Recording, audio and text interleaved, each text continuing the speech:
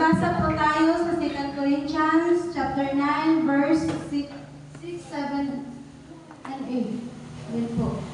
Tandaan ninyo ito, ang nagtatanim ng kakaunti ay aani ng kakaunti, at ang nagtatanim naman ng marami ay aani ng marami.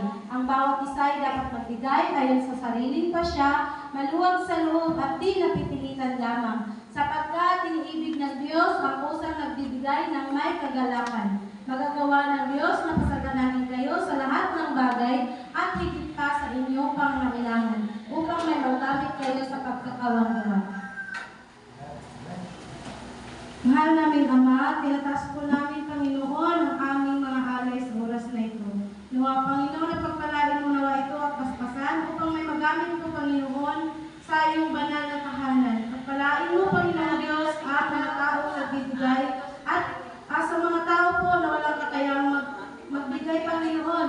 Pagpalain mo rin sila sa kalusugan at sa kanilang mga anak buhay, Panginoon. Galit mo nawa sa kanila ng siksik, liglig at umaapaw, Panginoon. Kung lahat sinasamot dalangin namin sa pangalan ni Jesus. Amen.